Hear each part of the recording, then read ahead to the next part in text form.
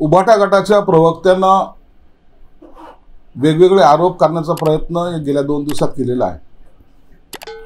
उभाटा गट नाही तर उभाटा गटाचे प्रमुख म्हणजे उभाटा गट शरद पवार हा एक नवीन गट आता तयार झालेला आहे.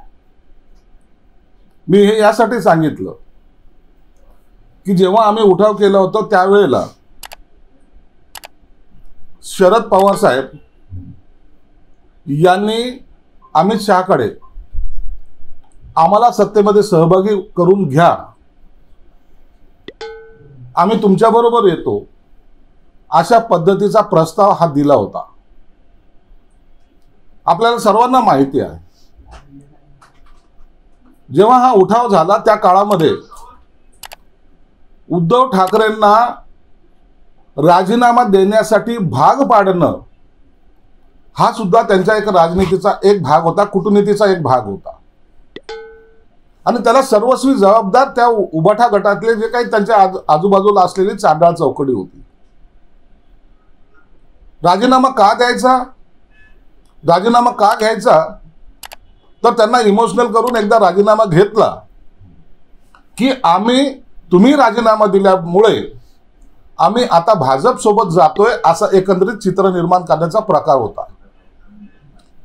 परंतु माझ्या माहितीप्रमाणे त्यावेळेला अमित शहा साहेबांनी यांना स्पष्टपणे नकार दिला होता. शिवसेनेने जो उठाव केलेला आहे, पहिली आमची कमिटमेंट त्यांच्याशी आहे, आम्ही त्यांच्याबरोबर सत्ता स्थापन करू. तरीही यांचा आग्रह हा असा होता की 2/3 जर मेजॉरिटी झाली नाही तर आमच्या सत्तेमध्ये सहभागी होण्यासाठी पत्र तयार आहे, तुम्ही म्हणाल तेव्हा आम्ही सत्तेमध्ये सहभागी होऊ. हे असं सर्व राजकारण शरद पवार साहेबांनी त्याच वेळेला केलं होतं आणि त्याला सपोर्टिंग ऍक्टर हे संजय राऊत सारखे लोक होते.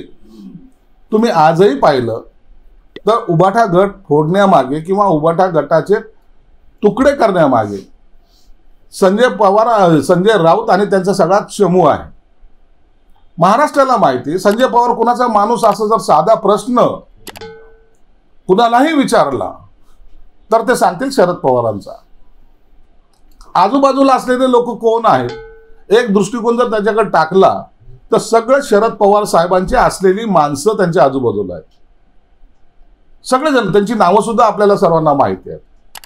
म्हणून इतरांवर टीका करण्यापेक्षा देवेंद्र फडणवीस साहेब एक नेता तुम्हाला भारी पडलाय हे त्यांची खऱ्या अर्थानं पोटदुखी आहे.